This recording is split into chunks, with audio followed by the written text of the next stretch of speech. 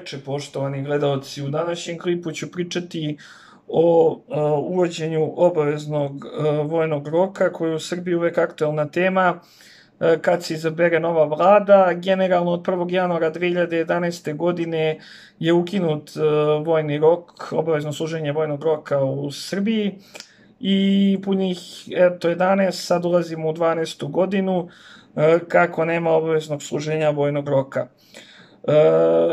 I sam imam vojnu knjižicu, znači nisam je uzeo od nekog, nego je moja. Neću pokazati zbog poverljivosti podataka šta unutra piše, da ne bi bio tužen i tako dalje. Generalno regrutovan sam krajem 2009. godine, znači u kasarni tamo kod Ofkinog stadiona, dobio sam rod, kada daju rod u vojsci i tako dalje, prođete kompletne preglede i ono što želim da kažem za uvođenje vojnog roka, pošto je ministar odbrane izjavio da će se dati predlog, koliko se razume, u Skupštini i u vladi Srbije, da vojni rok bude od 3 nedelje do 3 meseca. Iskreno ja za uvođenje vojnog roka nisam. Evo iz kojih razloga. Prvo, vojska Srbije je imala, da kažemo, po meni neki ugled do kraja Drugog svjetskog rata, odnosno do 1945. godine. Od 1945. godine pa na vamo je ugled vojske Srbije dosta u padu, iako narod kaže da najviše veruje vojsci i vidim da mnogi mladi pišu po portalima kako bi sutra ratovali, kako jedva čekaju rat na Kosovu, a 90% tih što pišu po portalima, po raznim videima, sajtovima i tako dalje, ne bih išlo da ratuje. Znači sve su to internet ratnici, a inače niko ne bi želeo da se odrekne prelepih žena, izlazaka sa drugarima po kafanama, putovanja, splavova, klubova, kafića, šetnji po keju i tako dalje, ili ribarenja, ili ne znam što kažu, pecanja i tako dalje. Niko se toga ne bi odrekao. Znači generalno svi lažu, ti što pišu da bi ratovali. Sad, prvo, iz tog razloga ne bi da se uvede vojni rok. Drugi razlog je to što od 45. pa do 90. su bili ti generali JNA, ja sam već u nekim klipovima pomenuo da ti generali, potpukovnici i pukovnici iz JNA nisu stali primerom iza onoga što su propagirali. Znači nisu sačuvali državu kad je trebalo i većina njih je svoju decu školovala u inostranstvu, a koristeći te vojne činove sebi su pribavili stanove i dobre plate, a kasnije i penzije. I samo se busali u rebra kako oni imaju lente i činove.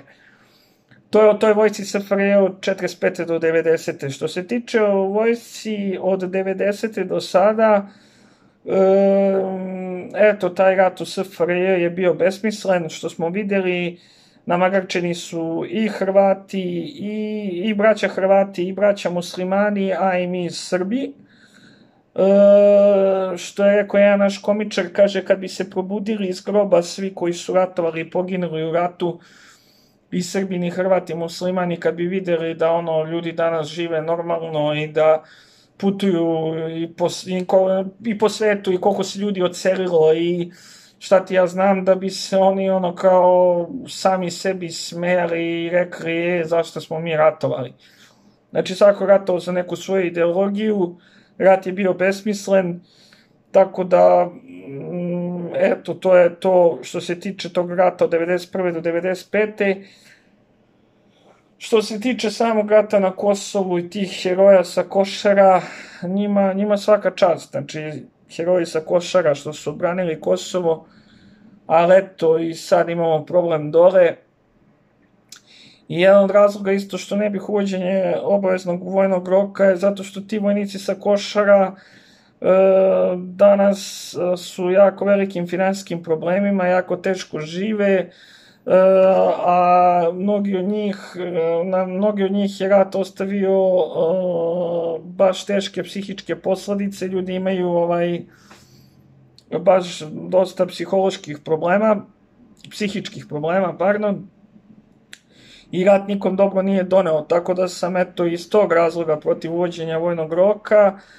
Nisam ni za jedan vid ratovanja, neka neki kažu da sam pacifista, neka neki kažu da sam neka neki kažu da sam, ne znam, i anti-Srbin i šta ti ja znam, ljudi će uvek svašta da pričaju, ali generalno, eto, najiskrenije nisam za uvođenje vojnog roka, a to da se uvede vojni rok da bi mi štitili zemlju od požara i poplava, pa to može da se uvede i neki obavezni kurs za to. Smatram da za to nije potrebna vojska, ali dobro, mislim, ako mora.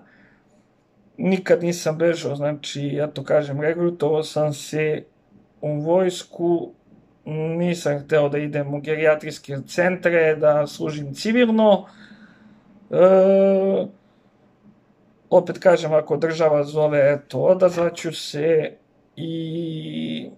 ali iskreno ne znam koliko mi je poverenje u samu vojsku. Tako da je jedan od razloga isto, kažu da nije neka hrana tamo, a i plate sad kao kreću na bolje, kažu da, ne znam, i takve priče kruže, da i plate su onako, sad ne znam, to ne mogu da tvrdim, u vojsci kao u vojsci, a isto su kolale priče još pre 3 decenije za kartone one vojne, ko ima, ko nema, ko je bio pošteđen, ko nije i tako dalje, i to je jedan od razloga zašto imam smanjeno poverenje u vojsku.